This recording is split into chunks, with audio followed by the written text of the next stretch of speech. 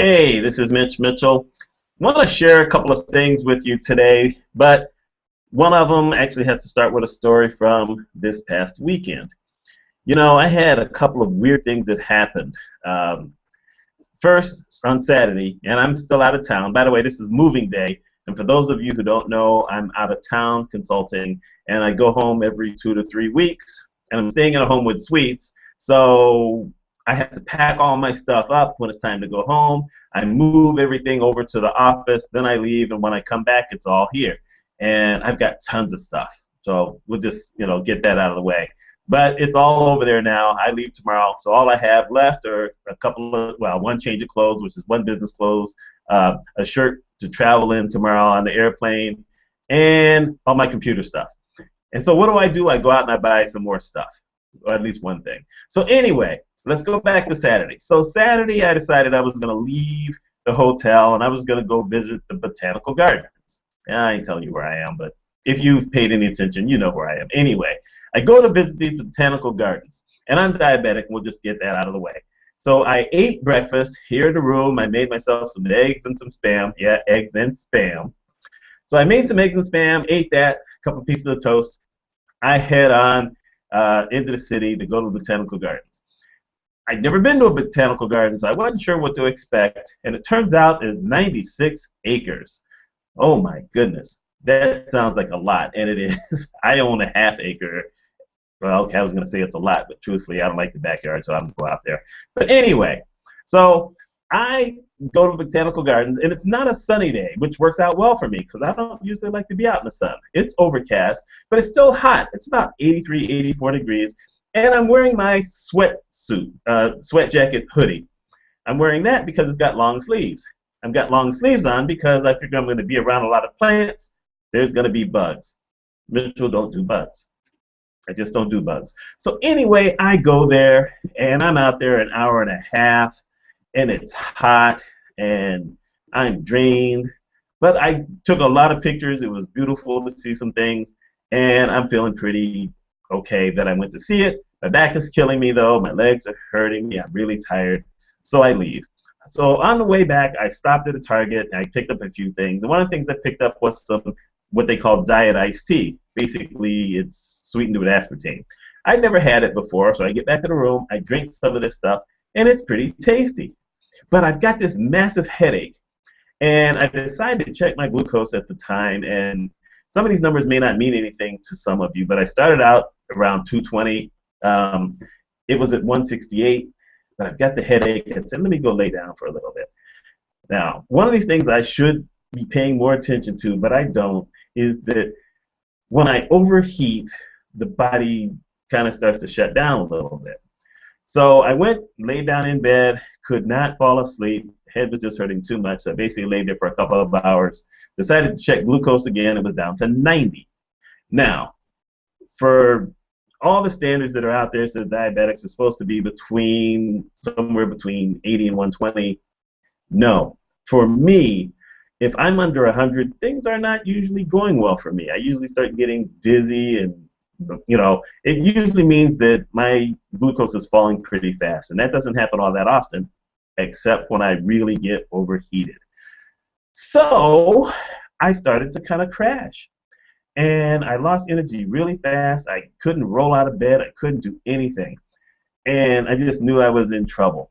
And after about 40 minutes or so, where I was just laying there, I was able to text my wife. So I texted my wife and I said, I feel like I'm crashing. I had sent her the 90 and she said, you should eat something, which of course I should have eaten something. But I really wasn't capable of making a meal. And I mean, that's just what happens. You start to shake and you really can't do anything. So I couldn't make a meal.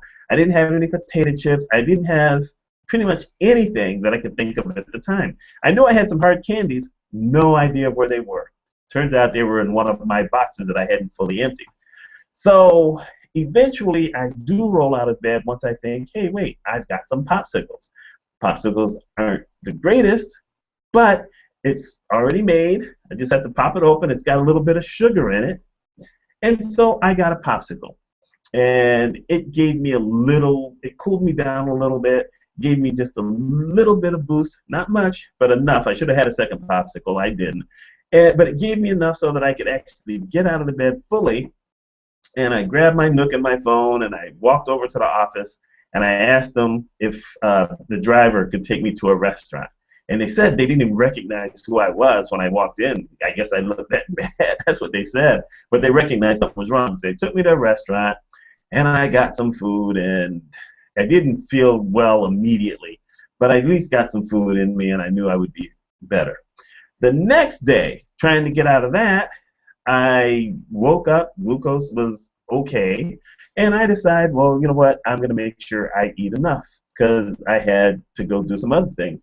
So I grabbed some cornflakes. The reason I got cornflakes is because I love bran flakes, and it turns out that bran flakes are high in potassium. I've got a problem with potassium right now. My potassium's too high, whereas most people have potassium too low. Mine was too high. It's just how it is. So the nutritionist had recommended that I try not to do that, so I went to cornflakes. And I got a big bowl. I have big bowls because, you know, I try to eat a lot of cornflakes or a lot of cereal at one time when I eat it because I want to be full so that when I go out I'm not snacking and stuff. So I had this big old bowl of cornflakes, and I left, and I went out, did my laundry, did some other stuff. I'd taken all my medication, and when I got back about 3 or 4 hours later, checked my glucose, and it was really high. And I said, what the devil? I took my medication, I ate cornflakes. So something said, you better check cornflakes out, because I never had really looked up cereal. And it turns out cereal is really high in carbohydrates. Carbohydrates for diabetics, bad idea, bad idea. According to what I found on the nutritional website, because I went online and I found this site called Spark People, it said that one serving, which is 1 cup of cornflakes, is 84 grams of carbohydrates. Usually you try not to eat anything that's more than 24, 25 grams at one sitting. And probably what I had was equivalent to at least 2 cups of cereal, if not more, which basically said I had pretty close to 170 grams of carbohydrates. Wow. So that bothered me because I'd always thought cereals were a little more healthy, so I went out and I looked at a whole bunch of cereals, and it turns out all cold cereals, whether they have sugar in them or not, have high carbs. So I started thinking, you know what, I need to have something to help me figure some of these things out. Even though I read a lot of labels, it turns out there's a lot I don't know about food as far as carbohydrates and all this other kind of stuff. Therefore, I decided, after my doctor recommended it, it turns out my wife has it, but she doesn't use it all that often, I decided to download what's called the Myfitness app. And what it lets you do is basically chart the meals that you eat and the snacks you eat during the day. And it's got this big database of all this stuff, and it knows pretty much what the calories are, what the sugar is, what the carbs are, all this different stuff, even sodium. So I hem-hawed for a couple of days and decided this morning was the morning I was going to start. I don't know why this morning, but I decided to start. Now, I'm going to show you, and you're not going to be able to see this well, but I have it on the phone. And like I said, you can't really see it all that well. But I am going to screen share just one page with you. So as I figure out how the screen share thing works, here we go. So what you see here is a screen share, a little bit of what my first day was. And I told it that I wanted to try to lose 15 pounds in 10 weeks, which is obviously 1.5 pounds a week. Probably a little aggressive, but I decided to, you know, just put that in there. So I started this morning with that McDonald's sausage, egg, and cheese bagel. And that one they already have in their database. And right off the bat, 600 calories. And it said that I should be trying to shoot for 1,850 calories a day if I want to lose that kind of weight. Well, look at that bad boy. And look at the carbs in that, 53. Well, we won't be eating any more bagels in the morning. That was just a killer. Then I went out for lunch, and Wendy's is right down the street from where I'm working, so I got the chicken McNuggets, figuring, well, that can't be that bad. And overall, it's not really as bad. 450 calories, 24 grams of carbs. Uh, you know, both of them are pretty high in sodium. It's a lucky thing I don't have a problem with salt, but that's pretty high. And then dinner. And the issue with dinner is that I go to a restaurant that's called Red Koi. It's a Japanese restaurant, and that's where I went. And of course, since it's not a chain, they don't really have a record of it. And I ordered something that they call a hibachi triple, which was filet mignon, chicken, and shrimp with some fried rice and mixed vegetables. And because I don't get the soup, a clear soup or a salad, they usually give me some spring rolls, extra spring rolls. And they're a vegetable and they're fried. So basically what I could do is you can go into the database and you put in generic. So luckily, because I had done a study a couple of years ago, a diabetic study, and measured all my foods during the study, I got a better handle on how much is 3 ounces or 4 ounces and whatever. 3 or 4 ounces is no big deal. That's pretty easy. And then, when you start to look at certain foods, you realize how they're portioning it out. So you go in and you find a measurement that's pretty close to what it is that you had, and you put it in there. Now, they put everything on the hibachi. To me, you can't put in, well, like the chicken breast. I knew it was chicken breast. You can't put in fried, because fried, you're going to add all that breading and whatever, and it's not that. So I put down grilled, and it's shrimp. Hibachi shrimp is pretty much grilled. Filet mignon, it didn't even give you a choice. So I put those in there. I put in the vegetable rolls and spring rolls, and their spring rolls are thin, so I'm hoping this is thin. And I put in the fried rice, and you can see it talks about 8 ounces. It talks about 1/8 of a cup. Well, I actually ended up having a cup of rice. I know it's a cup of rice, and so I had to put in 8. But there's those totals.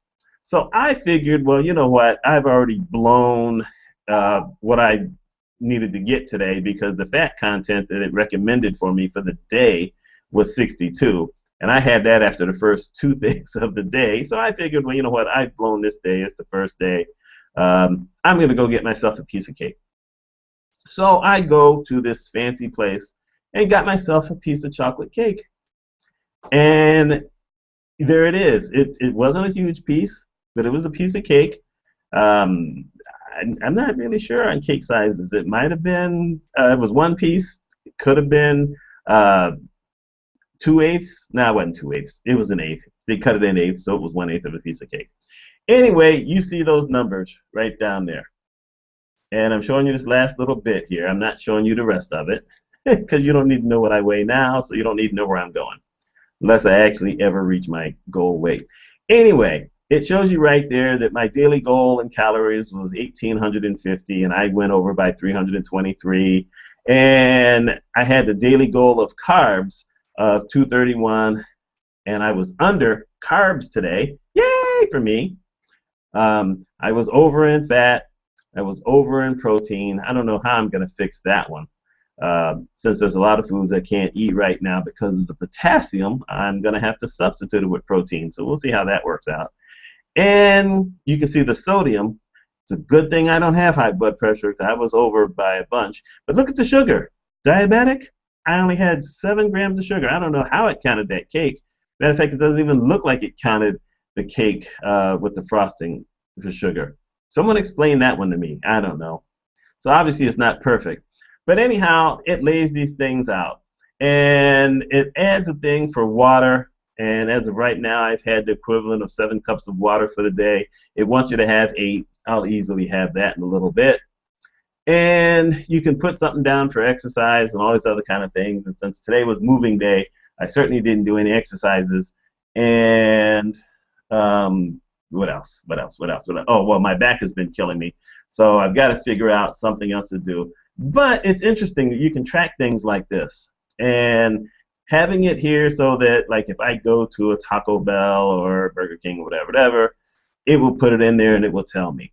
Obviously, I'm going to have to figure something out. I can't be killing myself that early with breakfast. I've got to save myself something for dinner because dinner is my thing. So let's get off the screen share. See if it comes back. Hey, look, I'm back. So I started that, and then I said, well, you know what? You're leaving tomorrow. You're getting on the plane again, and I've recognized that I can't hear my stuff on the plane. So I went to Best Buy, and I said, well, let's get ourselves some noise-canceling headphones. That's what I went there with the intention. So I'm looking at everything. I can't tell all this stuff. I used to be real big on technology, but I'm not as good at it anymore, a lot of the new stuff. So I asked for someone to come help me. So this young lady comes over, and she says, so what are you looking for? I said, well, I'm looking for something, noise canceling. That's all I said. She said, well, headphones or earbuds? I said, you have noise canceling earbuds? She said, yes. So she takes me over, and let me move to this side. We got this. The Bose QC20 noise canceling earbuds. Noise canceling earbuds. Now, get this deal here. I don't know whether Bose is an American company or a foreign company or whatever, but canceling really only has one L in it. I know a lot of people spell it with two L's, only has one. Yeah. Anyway, this is what they look like. And I'm showing you this because these things cost me $300. Yes, I spent $300 on earbuds. But there they are. It's really fancy. Ooh, look at that. And these things come off and they have different sizes. And they give you this pouch, and so inside the pouch is some extra sizes. And there's a reason to give you the pouch. It's actually a good thing. You have this thing here where you can do something with the volume, but the more important thing is this. This here is the unit which you can either leave it off, like I have it off right now, or you turn it on and the green light comes on and they're noise canceling. I don't understand the technology behind noise canceling, but at the restaurant I decided to try them, so I hooked them into the Nook and I had something on and I had it off at first, and you hear all the background noise and whatever. Luckily it's not overly loud like on the airplane. But as soon as I turned this out, everything from the outside was gone. It was just gone. And I could hear everything that I was listening to on the Nook perfectly. I said, oh my goodness. Now, I looked at this thing and I said, well, it's got a battery in there. Isn't it ever going to wear out? Turns out you charge it via, oh my God, USB. So you charge the thing. So there you are, $300. I went ahead and paid $40 for the accidental, if I accidentally break them, and I have a bad history with earbuds, over the next 2 years I get these for free. And of course there's the warranty that comes with the Bose, which is 1 year. So I paid for the extra, and it sounds weird that I paid $300 for earbuds, but it was so funny how the young lady said, geez, that's less than $1 a day for a year. Good salesperson. Good salesperson. So anyway, these seem to be great. I thought about getting a Bluetooth, but they frown upon Bluetooth on airplanes. They just do. They don't want wireless nothing. So this was the smart way to go. So I have something to listen to if I can get my back in shape so that I can go walking to work on my fitness to help out my fitness plan with Myfitnesspal. Anyone else out there looking to do something like this? Do you have any experience with Myfitnesspal? I'd really love to hear it. I did watch a few videos today where people were saying how they used it and how they helped them. I asked my wife about it, and she's not one of those people who likes to track stuff, and I'm sure that puts people off. And I hope I did it the right way for the restaurant stuff because, I eat out a lot. I'm out of town, and when I'm home, I'm not home all, for long, so I don't buy a lot of food, so I eat out a lot. So I'm going to have to figure out, hopefully I'm close on all the projections that I make and all this stuff. And I'm going to a wedding Saturday, which means wedding cake. I'm going to eat some wedding cake. I haven't had wedding cake in years, so I'm probably going to have 2 if it's delicious. I'm just like that. So let me know what you think. Are you guys gonna try MyFitnessPal or $300 earbuds? I'm so goofy. Mitch Mitchell, y'all let me know what you think. You take care. Now I gotta find the mouse. There it is.